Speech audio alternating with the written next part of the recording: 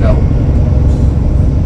നമ്മൾ പരിശുദ്ധമായ ഉംറയ്ക്ക് വേണ്ടി പോരുന്ന സമയത്ത് നമ്മൾ ജീവിതം എങ്ങനെയായിരുന്നുവോ അതിനേക്കാൾ ഒരു ഡിഗ്രി കൂടി മുന്നോട്ട് ദീനിയായിട്ട് നമ്മൾ മാറിയിട്ടുണ്ട് എങ്കിൽ നമുക്ക് ഉറപ്പിക്കാം നമ്മുടെ ഉംറയ്ക്ക് നമ്മുടെ ദുആക്ക് ഖബൂലിയത്ത് കിട്ടിയിട്ടുണ്ട് എന്ന്. അതല്ല നമ്മൾ പോരുന്ന സമയത്തുള്ള അതേ സ്വഭാവം തന്നെ തിരിച്ചു വീട്ടിൽ ചെന്നാൽ ഉള്ളത് എങ്കിൽ നമ്മൾ 80,000 വെള്ളത്തിന് പൊട്ടിയാൽ മതി. അതുകൊണ്ട് അത് നന്നാവാൻ, ഭാവി ജീവിതം നന്നാവാൻ, നമ്മുടെ ആഖിറത്ത് നന്നാവാൻ ഒക്കെ നമ്മൾ ഇവിടുന്ന് മാറി ചിന്തിച്ച് നിയ്യത്ത് ചെയ്ത് തിരിച്ചു പോകണം. അത് തൗഫീഖ് നൽകുമാറാവട്ടെ. ഇന്നലെ ഞാൻ സൂചിപ്പിച്ചു, പുരുഷന്മാരുടെ മാത്രമായിരിക്കും ഒരു പക്ഷേ. നമ്മൾ പോരുന്ന സമയത്ത് നമ്മൾ ഫർദ് നിസ്കരിക്കാറുണ്ട്. മറ്റു നിസ്കാരങ്ങളൊന്നും കാര്യമായിട്ട് നമ്മൾ ശ്രദ്ധിക്കാറില്ല. സുന്നത്തുകളൊക്കെ നമ്മൾ കാര്യമായിട്ട് ശ്രദ്ധിക്കാറില്ല. പ്രത്യേകിച്ച് സഹോദരിമാർ വീട്ടിൽ നിസ്കരിക്കുമ്പോൾ, പുരുഷന്മാരാണെങ്കിലും വീട്ടിൽ നിസ്കരിക്കുമ്പോൾ റവാത്തിബിന്റെ വിഷയത്തിൽ അല്പം പിന്നോട്ടായിരിക്കും.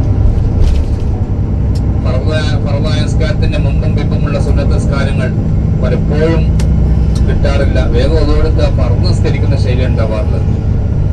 ഈ ഉംറ കഴിഞ്ഞ് നാട്ടിലേക്ക് തിരിച്ചെത്തിയാൽ നമുക്ക് മാറണം.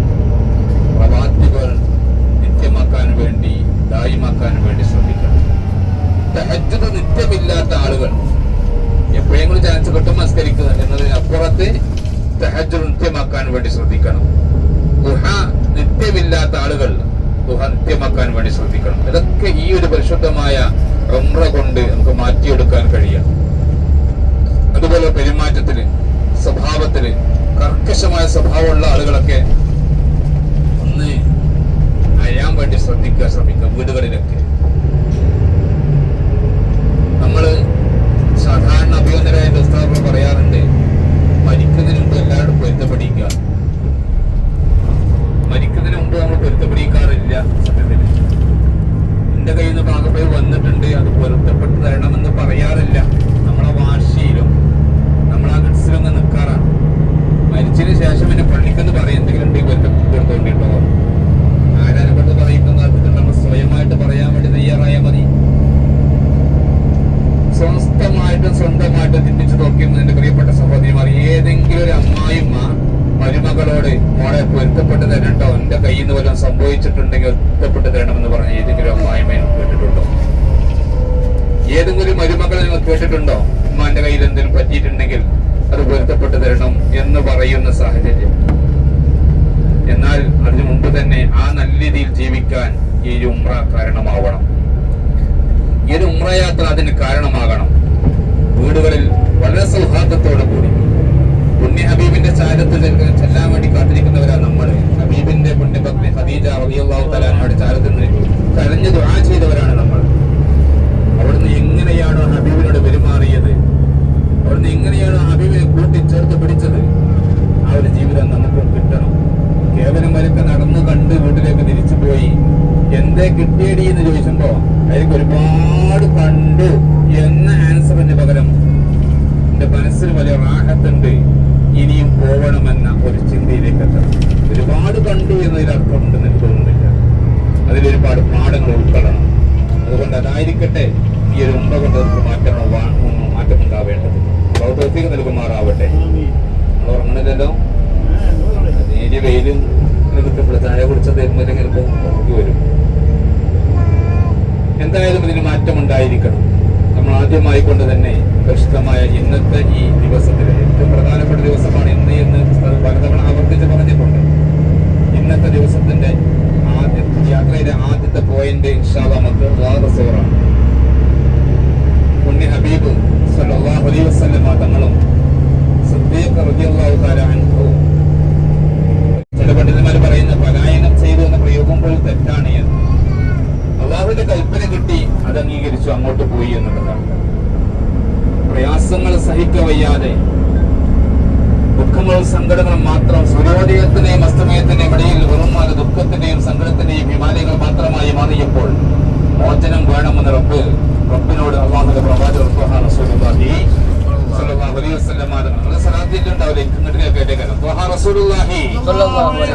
വസല്ലം തങ്ങൾ നിരന്തരം ആവശ്യപ്പെട്ടു, ജിബ്രീലിനോട് പറഞ്ഞു ഇതിന് മോചനം കിട്ടൂലേ എന്ന്. അങ്ങനെയാണ് മദീനയിലേക്ക് പോകാൻ റബ്ബ് അനുവാദം കൊടുക്കുന്നത്. അങ്ങനെയാണ് പെട്ടെന്ന്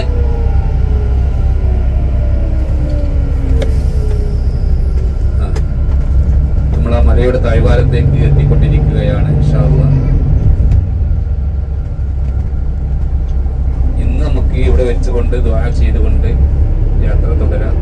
മറ്റേ ദിവസം സൗകര്യപ്പെടുകയാണെങ്കിൽ അതിന്റെ മുകളിലേക്ക് കയറി ഹബീബും ഇവിടെയുള്ള സിദ്ദീഖ് റളിയല്ലാഹു തആല അൻഹു കുളിച്ചിരുന്ന ആ പൊത്ത് നമുക്ക് കാണാം. കുളിച്ചിരുന്നതും ശത്രുപക്ഷം അതിന്റെ വാതിലിന്റെ മുന്നിലൂടെ നടന്നു വന്നതും ഒരുപാട് തവണ ചെവി മുടച്ചതും കേട്ട് ചരിത്രമായിരിക്കും.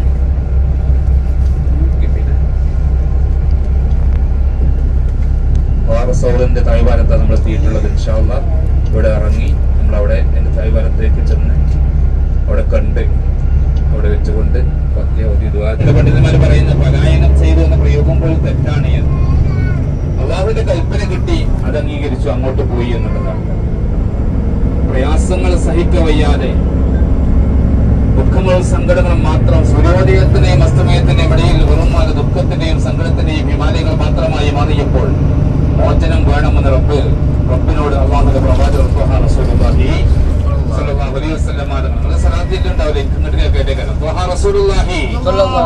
അലൈഹി വസല്ലം തങ്ങൾ നിരന്തരം ആവശ്യപ്പെട്ട് ജിബ്രീലിനോട് പറഞ്ഞു ഇതിന് മോചനം കിട്ടൂലേ എന്ന്. അങ്ങനെയാണ് മദീനയിലേക്ക് പോകാൻ റബ്ബ് അനുവാദം കൊടുക്കുന്നത്. അങ്ങനെയാണ് പെട്ടെന്ന്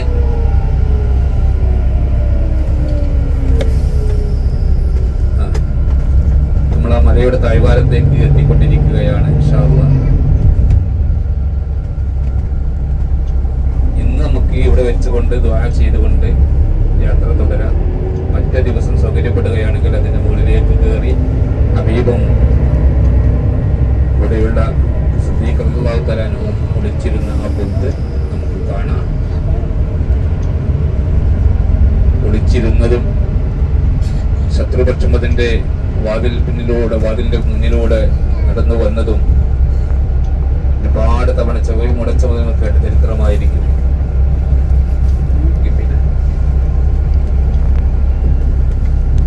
സൗറിന്റെ താഴ്വാരത്താണ് നമ്മൾ എത്തിയിട്ടുള്ളത് ഇൻഷാ അല്ലാഹ്. ഇവിടെ ഇറങ്ങി നമ്മൾ അവിടെ എന്റെ താഴ്വാരത്തേക്ക് ചെന്ന് അവിടെ കണ്ട് അവിടെ വെച്ചുകൊണ്ട് ദുആ ചെയ്ത് സ്പീക്കർ കയ്യിലുള്ളത്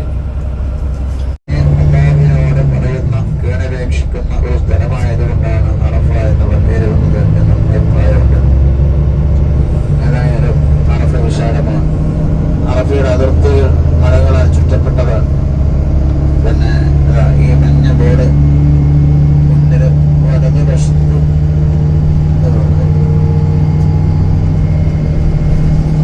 വലതുഭാഗത്ത് മുന്നിൽ മഞ്ഞ ബോർഡ് കാണാം. ബിദാഅത്തു അറഫാത്ത് എന്ന ബോർഡ് ഉണ്ട്. അറഫ സ്റ്റാർട്ട്സ് അവിടെ ബോർഡ് വെച്ചിട്ടുണ്ട്. അറഫ ഇവിടെ നിന്നാണ് തുടങ്ങുന്നത്. അറഫ തുടങ്ങിക്കഴിഞ്ഞു. ഈ ലോകത്തുള്ള മൊത്തം ജനങ്ങളും കറുത്തവനെന്നോ വെളുത്തവനെന്നോ പണക്കാരനെന്നോ പാമരനെന്നോ യജമാനെന്നോ പ്രജയെന്നോ വ്യത്യാസമില്ലാതെ, കറുത്തവനെന്നോ വെളുത്തവനെന്നോ വ്യത്യാസമില്ലാതെ എല്ലാവരും ഒരു രണ്ട് തുണി ഒന്ന് ഉടുത്തും ഒന്ന് പുതച്ചും ഒരുമിച്ച് കൂടുന്നു. ഐക്യത്തിന്റെ സാഹോദര്യത്തിന്റെ എല്ലാം വിളിച്ചറിയിക്കുന്ന ഒരു സ്ഥലമാണ് അറഫ. ഇവിടെ ഏത് ക്ഷമയില്ലാത്തവനും ക്ഷമ പിടിച്ചു പോയിരുന്ന സ്ഥലമാണ്. നമ്മള് ഇപ്പൊ തന്നെ നമ്മുടെ ആകെ 2, 3, 4 ബാച്ച് ആകെ ബിൽഡിങ്ങിൽ ഒരുമിച്ച് വരുമ്പോഴേക്കും നമ്മുടെ പ്രയാസങ്ങൾ നമുക്കറിയാം. എന്നാൽ ഈ ലോകത്ത് ലോകത്തിന്റെ വിവിധ ഭാഗങ്ങളിൽ നിന്ന് വരുന്ന മുഴുവൻ രാജ്യമാരും ഒരേ ദിവസം ഒരേ സമയത്ത് സഞ്ചരിക്കുമ്പോൾ എത്രമാത്രം പ്രയാസങ്ങളും പിന്നെ ബുദ്ധിമുട്ടുകളും അനുഭവിക്കേണ്ടി വരുമെന്ന് നമുക്ക് ഓരോരുത്തർക്കും ആലോചിച്ചാൽ മനസ്സിലാവും. ഒരു ബാത്റൂമിൽ പോകണമെങ്കിൽ പോലും എത്രയോ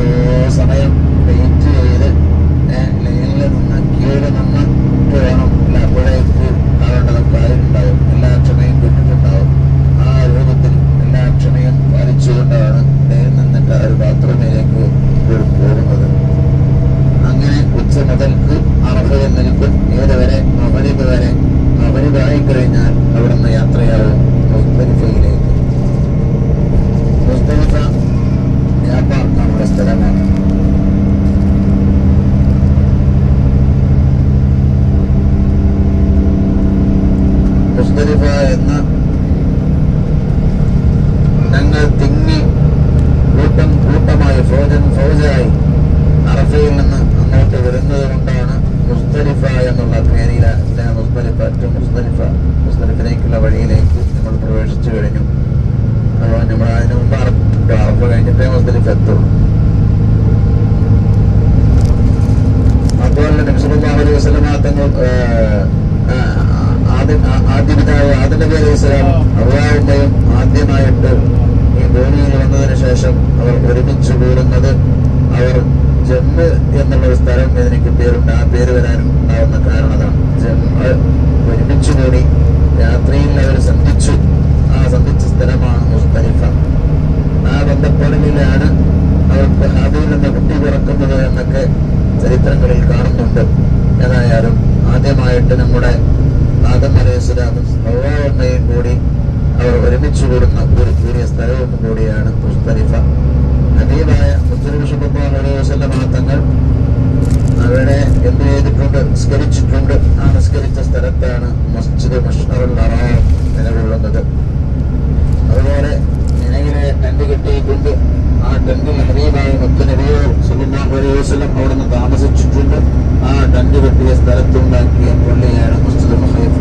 ഹബീബായ മുത്തനബി പറഞ്ഞു, എനിക്ക് മുമ്പ് 70ഓളം പ്രവാചകന്മാർ ഇവിടെ നിസ്കരിച്ചിട്ടുണ്ടെന്ന്. മാത്രമല്ല ആ 70ഓളം പ്രവാചകന്മാരുടെ ഖബറുകളും ഈ മസ്ജിദുൽ ഖൈഫിന്റെ സമീപത്താണ് എന്ന് ഹബീബായ മുത്തനബി പറഞ്ഞത് കിതാബുകളിൽ രേഖപ്പെട്ടു കിടക്കുന്നുണ്ട്.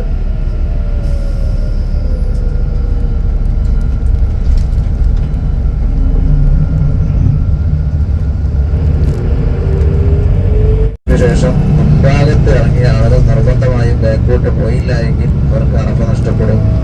ശ്രദ്ധിക്കാത്തവർ പലരും ഉണ്ടാവാറുണ്ട്. അറഫ നഷ്ടപ്പെടുന്നവരുണ്ട്. അൽഹംദുലില്ലാഹ് നമ്മുടെ ഡ്രൈവർ നല്ല ഡ്രൈവറാണ്. ഇങ്ങോട്ട് സാധാരണഗതിയിൽ ആളുകളെ കൊണ്ടുവരാറില്ല. എല്ലാ ബസ്സും നേരെയാണ് പോവുക. അടുത്തേക്ക് അങ്ങനെ ദൂരെ ഇങ്ങനെ കണ്ടു പോവാറേ ഉള്ളൂ.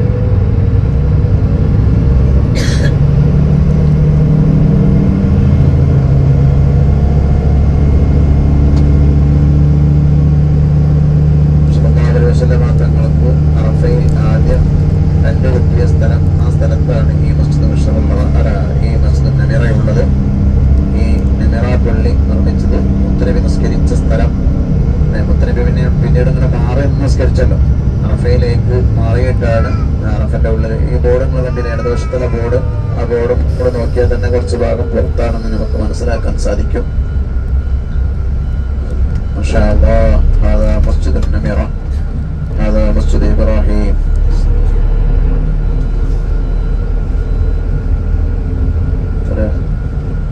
ശരിക്കും അറബി എന്ന് പറയുന്ന ആള് പറഞ്ഞു 150 ക്ലോസിലാണ്.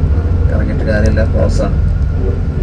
കാരണം ഒരാളെ ഫോട്ടോ എടുത്ത് വരും. നിങ്ങൾക്ക് ഇത്രയും അടുത്തെത്തിയിട്ട് ഇത് വലിയൊരു ഭാഗ്യമാണ് ഇങ്ങനെ നമുക്ക് വരാൻ പറ്റിയെന്നുള്ളത്.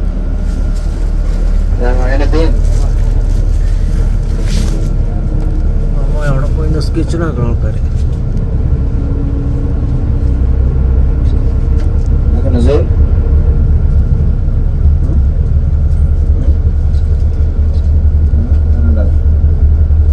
ഇറങ്ങണം, ഇറക്കാൻ റെഡിയാണ്. പക്ഷെ പ്രത്യേകിച്ച് കാണാൻ ഉള്ളിൽ കയറാനൊന്നും കഴിയില്ല.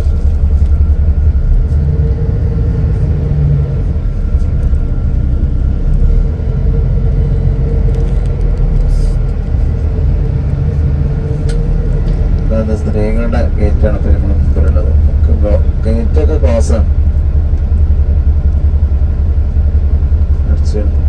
വലിയ താല്പര്യമുള്ളതെന്ന് പെട്ടെന്ന് ഇറങ്ങി കയറിക്കൊണ്ടിട്ടാണ്. ദൂരത്തൊക്കെ നിന്നാണ് പോയത്. സമയമല്ല, വളരെ പെട്ടെന്ന് അവന് നല്ല സഹകരിക്കുന്നുണ്ട്.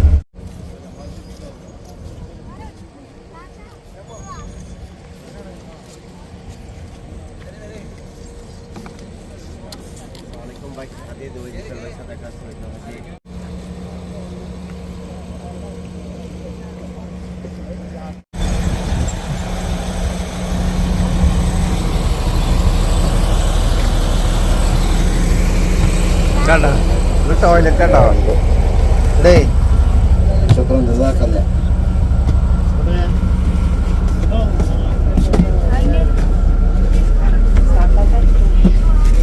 ജനിക്കുന്ന ഏറ്റവും പ്രധാനപ്പെട്ട അറഫ എന്ന ഈ സ്ഥലത്തിലൂടെയാണ്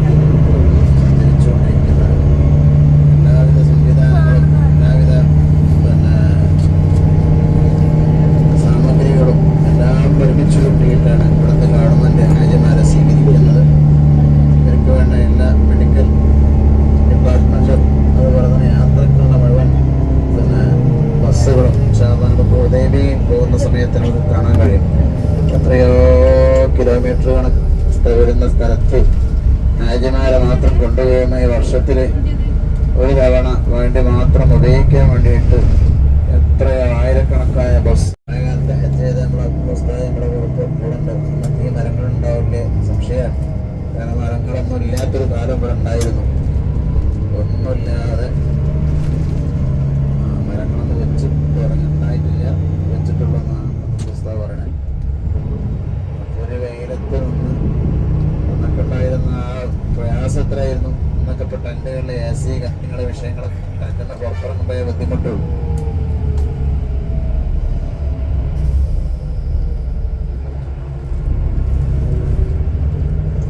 ടെന്റുകളൊക്കെ പൊളിച്ചു തുടങ്ങി. വലതുവശത്ത് കണ്ടില്ല ടെന്റുകളുടെ ഷീറ്റൊക്കെ എടുത്ത് അറഫയിലെ ടെന്റ് പൊളിക്കും. പൊളിച്ചു കഴിഞ്ഞ് വീണ്ടും സെറ്റ് ചെയ്യും. അങ്ങനെയാണ് അറഫയിൽ ഉണ്ടാവാറുള്ളത്. മിനയിലെ ടെന്റുകൾ അതേപോലെ ഉണ്ടാവുകയും ചെയ്യും. അറഫയിൽ വളരെ കുറഞ്ഞ ഒരു ദിവസം, അറഫയുടെ ദിവസം 9-നാണ് അറഫ. അന്ന് ഒരു ഉച്ച മുതൽ വൈകുന്നേരം വരെയാണ് എല്ലാവരും ശ്രദ്ധിക്കുക. അത് കഴിഞ്ഞാൽ വൈകുന്നേരം ഇങ്ങോട്ട് പോകും. ഞാൻ നേരത്തെ പറഞ്ഞു മുസ്ദലിഫയിലേക്ക് പോകും. അന്ന് രാത്രി അറഫയുടെ ദിവസം 9-ന് രാത്രി പെരുന്നാൾ രാവിലെ എല്ലാവരും ഒരുമിച്ച് കൂടുന്ന സ്ഥലം മുസ്ദലിഫയാണ്. പിന്നീട് പെരുന്നാളിന്റെ ദിവസവും 11, 12, 13 അയ്യാമത്തിന്റെ ദിവസങ്ങളിലും മിനയിലാണ് താമസിക്കുക. ചില നേരെ മുമ്പിൽ കാണുന്ന ബസ് നിർത്തുമെന്നാണ് തോന്നുന്നത്. ജബലുർ റഹ്മയാണ് ഇടത്. സാധാരണ വരിന്ന പറയാം ജബലുർ റഹ്മ അല്ല കേറിക്കൊണ്ടിരിക്കട്ടെ നമ്മള്.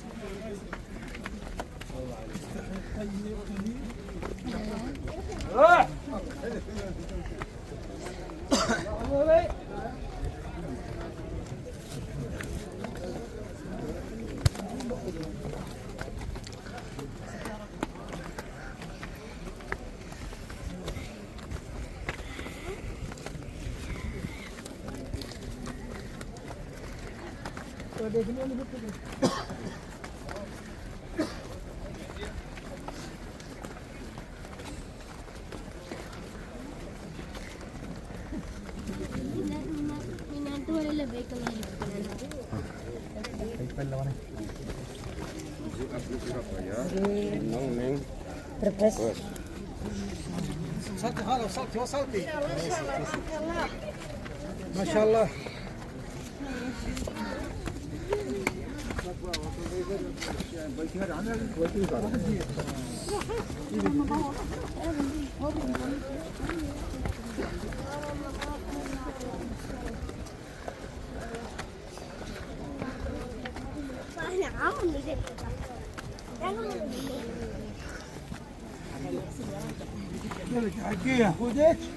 لا يلا مشاكل يلا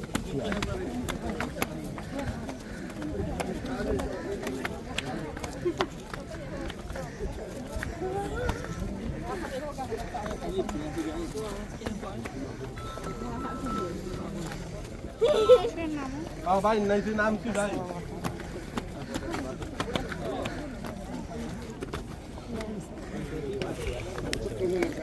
لا لا هذيك الشيء على الساعه لا لا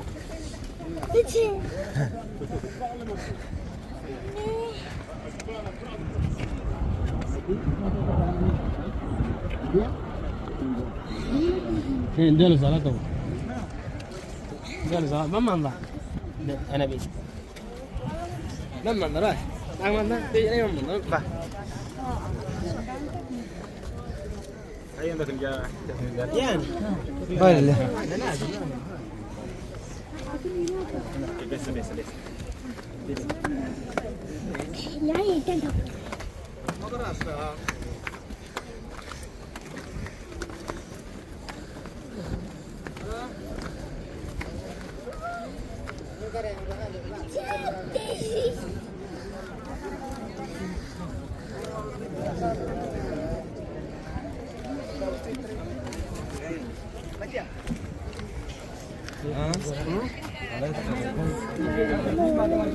ഉമ്മച്ചേടാ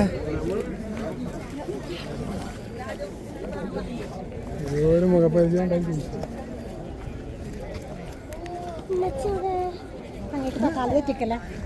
വാ വാ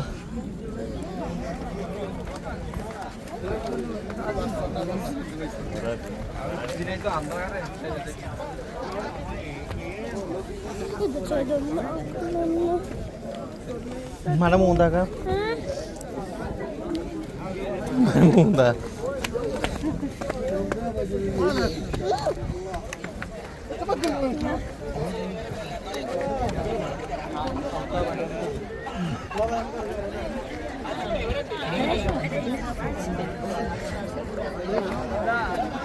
അങ്ങനെ ജബലിൽ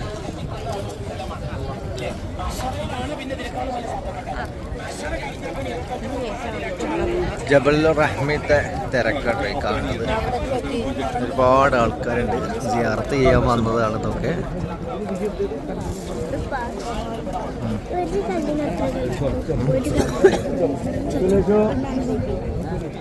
ഏതാണ്ട്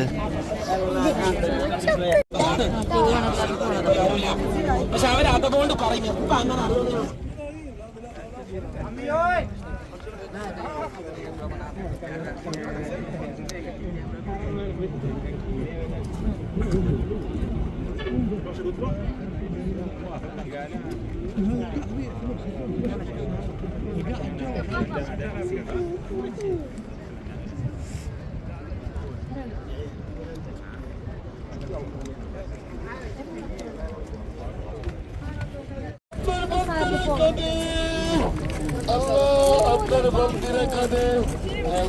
কোরআন শরীফ খতম করেছে আল্লাহ, যে কোরআনের উপরে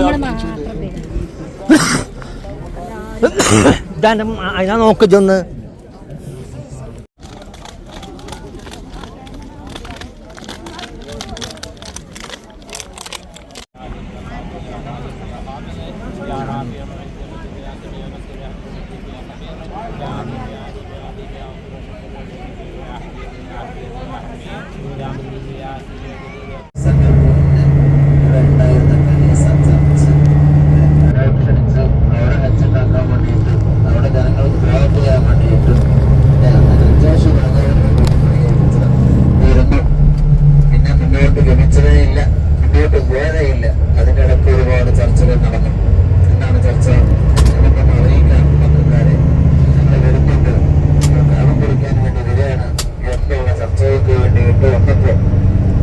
അവരുടെ ആളുകളൊക്കെ നേരത്തെ മക്കയിൽ കടന്നുകൂടി മക്കക്കാരുടെ ചില ആട്ടുപറ്റങ്ങളെ, ഒട്ടകപ്പറ്റങ്ങളെ, ഒട്ടക കൂട്ടങ്ങളെ അവർ കൊണ്ടുപോയി അബ്രഹത്തിന്റെ ടീം.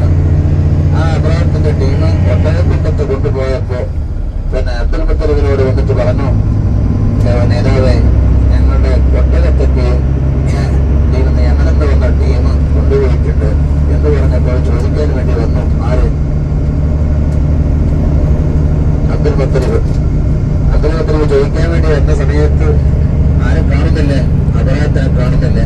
അബറാത്ത് ആ സമയത്ത് എന്തൊരു മീറ്റിങ്ങിനെ മറ്റൊരായിട്ട് ഇഷ്ടമല്ല. അപ്പോൾ അബറാത്ത് അത് അംഗീകരിച്ചു. കാരണം അബറാത്ത് വിചാരിച്ചത് എന്തെങ്കിലും ഈ കാബ് വിളിക്കാനായിട്ടല്ല വരുന്നത്, ആ ഏറ്റവും സംസാരിക്കുമെന്നാണ് കരുതിയത്. പക്ഷെ സംസാരിച്ചത് അതല്ല, ഇവിടെ നഷ്ടപ്പെട്ട ഒട്ടേ കൂട്ടത്തെയാ ചോദിച്ചത്. അപ്പോ അബറാത്ത് ലാസ്റ്റ് പറഞ്ഞു, ഞാൻ വിചാരിച്ചു നിങ്ങള് കാബിനെ കുറിച്ച് സംസാരിക്കുമെന്ന്, പക്ഷെ നിങ്ങൾ സംസാരിച്ചത് അതല്ലല്ലോ. നിങ്ങളെ സ്വത്തിനെ കുറിച്ചുള്ള നിങ്ങൾ എന്ത് നേതാവാ? നിങ്ങളെ സ്വത്തിനെ കുറിച്ചാണ് സംസാരിച്ചത്. ഒട്ടകം പോയെങ്കിലും പോട്ടെ, കാബ് കളിക്കാൻ പറ്റുമോ? അങ്ങനെയുള്ള ആ ഒരു സംസാരമല്ലേ നിങ്ങൾ വരേണ്ടത് എന്ന് ഞാൻ കരുതിപ്പോയി. പക്ഷെ നിങ്ങൾക്ക് പറ്റി എന്ന് പറഞ്ഞപ്പോ അബ്ദുൽ മുത്തലിബ് പറഞ്ഞു, ഈ ഒട്ടക കൂട്ടം എന്റെ ഈ ആളുകളുടേതാണ്. എന്റെയും എന്നെ അംഗീകരിക്കുന്ന ആളുകൾ മക്കക്കാരുടെ ഒട്ടകക്കൂട്ടമാണ്. കാബ എന്റേതുമല്ല, ഞങ്ങളുടേതുമല്ല, അത് അല്ലാഹുവിന്റേതാണ്. ആ കാബ് അല്ലാഹു നോക്കിക്കൊള്ളൂ. കാബ് സംരക്ഷണം, കാബ് അല്ലാഹുവിനത്. ഞങ്ങൾ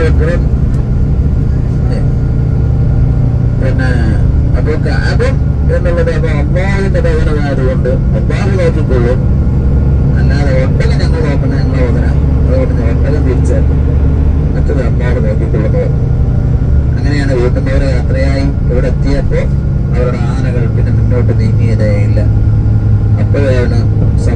സ്ഥലങ്ങളിൽ നിന്ന് വെള്ളത്തിൽ നിന്നാണ് എന്ത് വരുന്നത്, ഈ അബാബയിൽ നിന്നുള്ള പക്ഷികൾ വരുന്നത്. ചരിത്രം പറയുന്നുണ്ട്. ആ വെള്ളത്തിൽ നിന്ന് കൊണ്ടുവരുന്ന അബാബയിൽ നിന്ന പക്ഷിയുടെ രണ്ട് കാലിലും കൊക്കിലുമായിട്ട് 3 കല്ല്, എത്ര എടുക്കാനുള്ളത്, ഒരു ചെറുപയറിന്റെ മണിയുടെ വലിപ്പത്തിലുള്ള 3 കല്ലും. ആ ഒരു 3 കല്ലാണ് ആരെടുത്ത് അവരുടെ കൊക്കിലും അവരുടെ 2 കാലിലുള്ളത്. അത് വന്നിട്ട് ഓരോരുത്തരുടെയും ഓരോ ആളുടെയും തലയുടെ മുകളിലേക്ക് ഒരു കല്ല് വർഷിക്കുന്നതോടെ ചവച്ചരച്ച കൈക്കൂൽ ചുണ്ടിയപ്പോരായി എന്ന് ഖുർആൻ പറയുന്നു.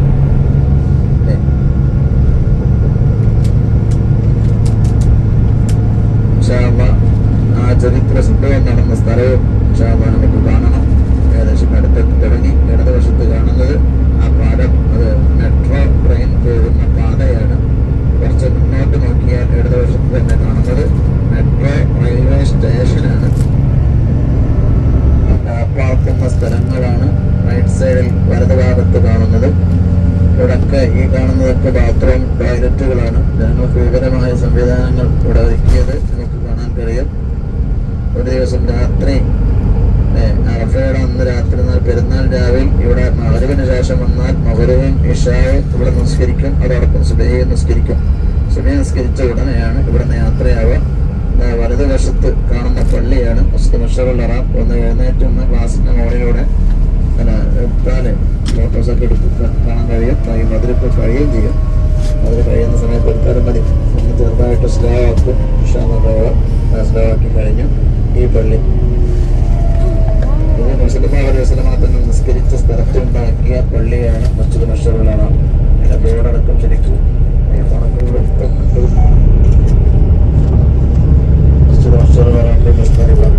പേരെയുള്ള പള്ളി, നിസ്കരിച്ച പള്ളി, നിസ്കരിച്ച സ്ഥലത്തുണ്ടാക്കിയ പള്ളി.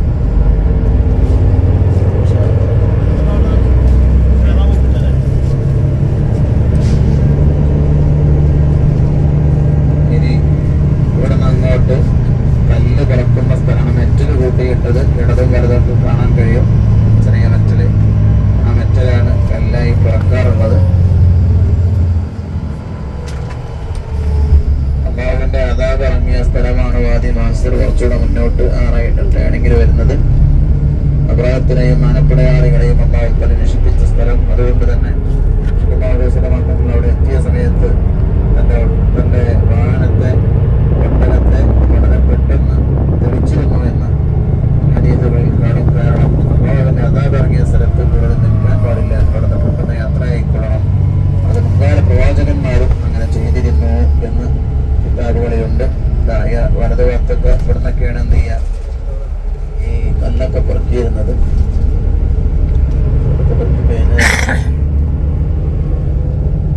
ആളുകളൊക്കെ നേരത്തെ കല്ല് പെറുക്കിയത് അവരെടുത്തുണ്ടാവും. അതായിട്ടാണ് അവർ പോവുക. ഒന്ന് പെറുക്കുന്നവർ പെറുക്കുകയും ചെയ്യും. ഇതാണ് വാദി മഹ്സിർ. ആനപ്പടയാളികളെയും അബ്രാഹത്തിനെയും ഒക്കെ നശിപ്പിച്ചത് ഇവിടെ വെച്ചിട്ടാണ്. വലിയൊരു ചരിത്രമാണ്. കാരണം ഇസ്ലാമിക ചരിത്രത്തിലെ തന്നെ വർഷമായിട്ട് കണക്കാക്കിയിരുന്നത് ഹിജറ വരുന്നത് വരെ ആനക്കര വർഷം, എത്ര 1-ാം വർഷം, ആനക്കര വർഷം 2-ാം വർഷം, ഹിജറ ആകുമ്പോൾ വരെ 40 വർഷക്കാലത്തോളം തന്നെ ജനങ്ങൾ ഒരു കലണ്ടറായിട്ട്, ഒരു ഡേറ്റായിട്ട്, ഒരു തീയതിയായി കണ്ടിരുന്നത് ഈ സംഭവത്തിലായിരുന്നു. ചില ജനനങ്ങളും കാര്യങ്ങളൊക്കെ പറയുമ്പോൾ ആംഗിൾഫീലിന്റെ ആനക്കര വർഷത്തിന്റെ ഇത്രാം വർഷമാണ് അദ്ദേഹം ജനിച്ചത്. ആ ഒരു വർഷമാണ് അവിടെ അത് പണിതത്, ഇവിടെ ഉണ്ടാക്കിയത്, ആ യാത്ര ചെയ്തത്, ആ ഹിജറ നടന്നത്, തായിഫിലേക്കുള്ള ഹിജറ അതൊക്കെ നടന്നത് ആംഗിൾഫീൽ ഇത്രാം വർഷം എന്ന് കാണും. പക്ഷെ നമ്മള് ആംഗിൾഫീൽ എന്നതിലപ്പുറം ചിലരക്ക് ഇതിന് എത്രാമത്തെ വയസ്സിൽ എന്ന് പലപ്പോഴും പറയും. വലതുവശത്തെയും മുസ്തലിഫയിലെ ടെന്റുകളാണ്. മുസ്തലിഫയിലെയും മിനയുടെ ടെന്റ് ഇൻഷാ അല്ലാഹ് നമുക്ക് മിന ബിദായത്ത് മിന എന്ന് പറഞ്ഞിട്ട് നീല ബോർഡ് കാണും. അവിടെ നിന്ന് അങ്ങോട്ടാണ് മിന ആരംഭിക്കുക. മുൻപിൽ ഒരു ബോർഡുണ്ട്. മുസ്തലിഫ ഇവിടെ അവസാനിക്കുന്നു എന്നുള്ള ബോർഡ് മുസ്തലിഫ എന്ന നിഹായത്ത് മുസ്തലിഫ എന്നുള്ളൊരു ബോർഡ് ഇടതുവശത്ത് കാണാൻ കഴിയും. ഇതോടുകൂടി മുസ്തലിഫ തീരും. മുന്നോട്ട് ഉള്ള കാണുന്ന ടെന്റുകൾ അത് മിനയുടെ ടെന്റുകളാണ്. ഒരു ടെന്റിൽ 40 ആളുകൾക്കാണ് കിടക്കുക. അത് ഒരാൾ കിടന്ന് തിരിഞ്ഞാൽ ഇങ്ങനെ കിടന്നാൽ നമ്മുടെ കാലൊന്ന് അങ്ങോട്ടായാൽ അടുത്ത കിടക്കുന്ന ആളുടെ മേലെ തട്ടും. ആ രൂപത്തിലാണ് കിടക്കുക. അവരിൽ കിടക്കുന്നത് ഓർമ്മിപ്പിക്കുന്നത് പോലെ ഉള്ളത് കിടത്തമാണ്. അവന്റെ വിയർപ്പ് ഞാൻ വാസനിക്കും, എന്റെ വിയർപ്പ് അവനും വാസനിക്കും. ആ രൂപത്തിൽ കിടക്കുന്ന സ്ഥലമാണ്. പക്ഷെ ഇപ്പോ ഈ കാലത്ത് അൽഹംദുലില്ലാ മുഴുവനും ശീതീകരിച്ച ടെന്റുകളാണുള്ളത്. ഇത് മിനയിലെ സ്റ്റേഷനാണ്. സ്റ്റേഷന്റെ താഴ്വാരത്തിലൂടെയാണ് നമ്മുടെ യാത്ര.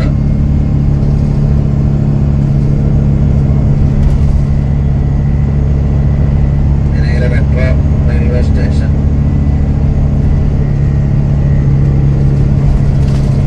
മിന തുടങ്ങുന്നു. മിന ഇത് അപ്പോൾ മിനയുടെ ബിദായത്തു മിന എന്ന ബോർഡ് ഇടതും വലതും നീലയിൽ ബ്ലാക്കിൽ എഴുതി വച്ചിട്ടുണ്ട്. മിന തുടങ്ങിയിട്ടുണ്ട്.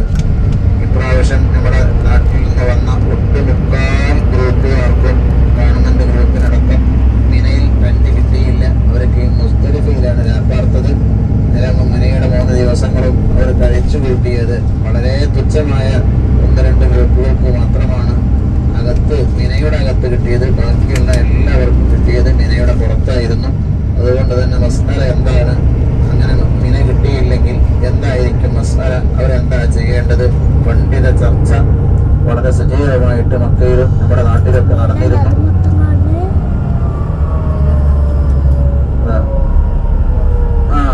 ഖുർബാൻ ഇടതുവശത്ത് കാണുന്നത്, പിന്നെ ഇടതുവശത്തേക്ക് എല്ലാവരും നോക്കുക. ചെറിയൊരു സ്തൂപം കാണാൻ കഴിയും. ഇബ്രാഹിം നബി അലൈഹി സ്വലാം തന്റെ മകനാകുന്ന ഇസ്മായിൽ അലൈഹി സ്വലാമിനെ ആ കാണുന്ന ഇടത് അറക്കാൻ കൊണ്ടുപോയ സ്ഥലത്ത് കാണുന്ന ആ മലയുടെ മുകളിൽ ചെറിയ സ്തൂപം കണ്ടില്ലേ? ഒരു നിങ്ങളുടെ കുട്ടിയെ നിങ്ങൾ അറിവ് നടത്തണം. കുട്ടിയോട് ചോദിക്കുക, ഇബ്രാഹിം നബി അലൈഹി സ്വലാം കുട്ടിയോട് മകനോട് ചോദിക്കുക, മോനെ ഇങ്ങനെ അള്ളാഹുവിന്റെ കൽപ്പന നിന്നെ അറക്കാൻ, ഇനി അറാഫിൽ മനാമി എന്നീ അത് നോക്കാം എന്തല്ലേ നിന്നെ അറക്കണമെന്ന് അള്ളാഹുവിന്റെ കൽപ്പന കൊണ്ട് എന്താ മോനെ എന്റെ അഭിപ്രായം? അപ്പൊ കുട്ടി പറയുന്ന മറുപടി നിങ്ങളൊക്കെ ചിന്തിക്കേണ്ടതാണ്. നിന്നെ അറക്കാൻ അള്ളാഹുവിന്റെ കൽപ്പന എന്തോ ശരിക്കും നേരെ തുറന്നാണ്ട് പറയണം. ഒന്ന് മറച്ചു വെക്കാനല്ലേ? നമ്മള് ഒരാള് മരിച്ചു പോയാൽ, ഒരു ഉമ്മ മരിച്ചു പോയാൽ മക്കളോട് എങ്ങനെ പറയാം? അല്ലെങ്കിൽ മകൻ മരിച്ചു പോയാൽ ഉമ്മയോട് എങ്ങനെ പറയാം? അസുഖമായി കിടക്കാൻ നമ്മൾ പല രൂപത്തിലും പറയും. പക്ഷെ ഇബ്രാഹിം അലൈഹി സ്വലാം അങ്ങനെയല്ല, തന്റെ മകനോട് ശരിയായ രൂപത്തിൽ പറഞ്ഞു. മസ്ജിദുൽ ഖൈഫ്, മസ്ജിദുൽ ബൈഅ, നേരെ നമുക്ക് പറയാം, നേരെ മുന്നിൽ കാണുന്നതാണ് മസ്ജിദുൽ ഖൈഫ്. മിനയിലെ ഏറ്റവും പ്രധാനപ്പെട്ട പള്ളി, 70 നബിമാർ നിസ്കരിച്ച പള്ളി, ഹബീബായ മുത്തുനബി അഷ്റഫുൽ ഖൽഖ് ത്വാഹ റസൂലുള്ളാഹി സ്വല്ലല്ലാഹു അലൈഹി വസല്ലം തങ്ങൾ അവിടെ നമസ്കാരം നിർവഹിച്ച പള്ളി, അതുപോലെ 70 നബിമാരുടെ ഖബറുകൾ നിലകൊള്ളുന്ന പള്ളി, അതാണ് മസ്ജിദുൽ ഖൈഫ്. നേരെ മുന്നിൽ പള്ളിയിൽ നിൽക്കുന്ന മിനാരങ്ങൾ നമുക്ക് കാണാം. അതിന്റെ അപ്പുറത്ത് ചേർന്ന് നിൽക്കുന്ന ജന്നത്തുൽ ഓലയും നമുക്ക് കാണാൻ കഴിയും. ഇടതുവശത്ത് നേരെ കാണുന്നതാണ് മസ്ജിദ്. എന്താണ് പേര്? മസ്ജിദുൽ ഖൈഫ്. അതൊക്കെ പ്രാസീലാണ്. ഈ ഇതിനൊക്കെ നിസ്കാരങ്ങളും നബിസല്ലല്ലാഹു അലൈഹി വസല്ലം നിസ്കാരം നിർവഹിച്ച പള്ളി. മിനയിൽ നിൽക്കുന്ന സമയത്ത് സഹാബത്തിന്റെ കഥ പറയുന്നുണ്ട്. ആദ്യം ആ കാണുന്ന മേലെ കാണുന്ന ഒരു കണ്ടില്ലേ, ഒരു വെള്ള കൂമ്പാരം, അതാണ് ജമ്മ എറിയണ സ്ഥലം. ഇബ്രാഹിം നബി ഇസ്ലാമിന്റെ ഹജ്ജിന്റെ കർമ്മങ്ങളൊക്കെയും പഠിപ്പിച്ചു പ്രത്യക്ഷപ്പെട്ടു.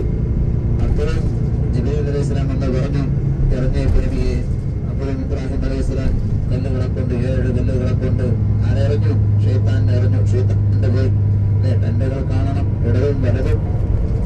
ടെന്റുകളുടെ നാട് മിന. കാണും എന്താകണം?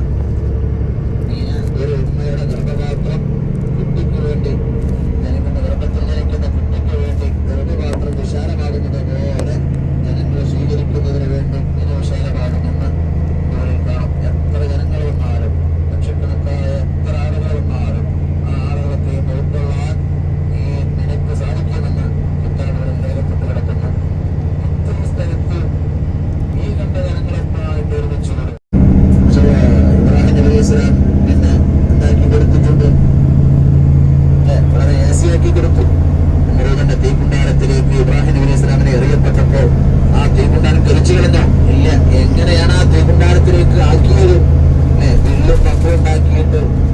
ജനങ്ങളിലേക്ക് ആ രൂപത്തിൽ നിക്ഷേപിച്ചപ്പോൾ ജനങ്ങൾക്ക് അതിന്റെ അടുത്തേക്ക് പോലും അടുക്കാൻ കഴിയാത്ത മാത്രം അതിനുമാത്രം ചൂടുള്ള ആ നമ്മുടെ തീരുമാനം എത്തുകയും ആടിനറക്കാൻ വേണ്ടി കൽപ്പന വരികയും അതേ കത്തോട് തന്നെ ആടിനറക്കുകയും ചെയ്തു എന്ന് ചരിത്രങ്ങളിൽ കാണും. അതിന്റെ സ്മരണാർത്ഥമാണ് നമ്മൾക്ക് വലിയ പെരുന്നാൾക്ക് വഹിയത്തിലാണ് നമ്മൾ നിർവഹിക്കുന്നത്.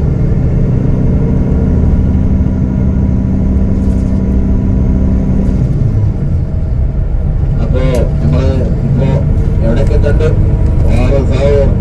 അതിന്റെ താഴ്വാരത്തിൽ നമ്മളെത്തി അവിടുന്ന് ദുആ ചെയ്തു.